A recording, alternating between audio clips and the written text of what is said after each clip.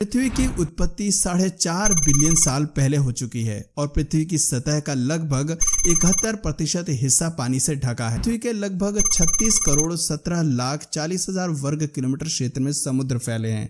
प्रशांत महासागर दुनिया का सबसे विशाल महासागर है, जिसका क्षेत्रफल 161.8 मिलियन किलोमीटर स्क्वायर है। जब हम पृथ्वी को ऊपरी तौर पर देखते हैं तो ऐसा लगता है कि ये कोई ठोस चट्टान से बनी है, लेकिन अगर हम पृथ्वी की तह यानी कि इसके गर्भ में जाते हैं तो ये 4 लेयर्स से मिलकर बनी है, यानी crust layer, mental layer, outer core और इनर कोर।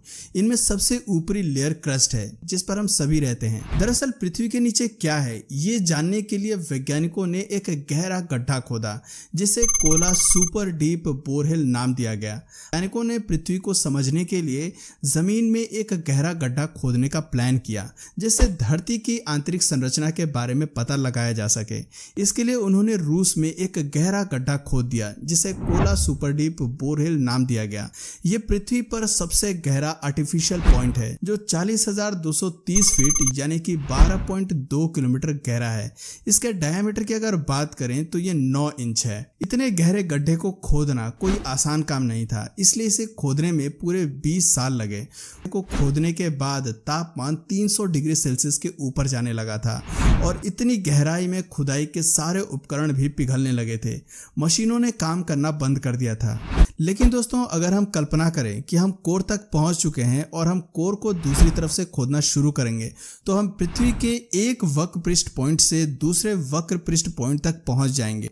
मान लीजिए जैसे हम भारत के किसी एक हिस्से से खोदना शुरू कर दें तो उसके अपोजिट साइड में जो भी हिस्सा आता है उसमें निकल जाएंगे। दोस्तों, इंसान ने पृथ्वी पर सबसे गहरा गड्ढा कोला सुपर डीप बोरवेल खोदा था, जिसके बारे में हम पहले ही जिक्र कर चुके हैं। लगे हाथ अब ये भी जान लेते हैं कि पूरी पृथ्वी किस पर टिकी हुई है और इसके नीचे क्या दिखाई देता है। कुछ मिथक की माने तो हमारी पृथ्वी भगवान विष्णु के शेषनाग पर टिकी है, लेकिन साइंटिफिक तरीके से देखें तो पृथ्वी वायुमंडल में मौजूद है और पृथ्वी के नीचे पूरा वैक्यूम है, यानी कुछ भी नहीं। क्या आपको मालूम है कि पृथ्वी पर इतने अलग अलग मौसम क्यों होते हैं? आखिर इनके पीछे की असल वजह क्या है? तो आपको बता दें कि पृथ्वी अपने अक्ष पर 23.4 डिग्री झुकी हुई है, जिस वजह से यहाँ मौसम परिवर्तन होता है। हालांकि इसे देखना मुश्किल है। दरअसल ये एक रेखा है जो सीधे पृथ्वी के मध्य से होकर उत्तरी ध्रुव से दक्षिणी ध्रुव तक जाती है।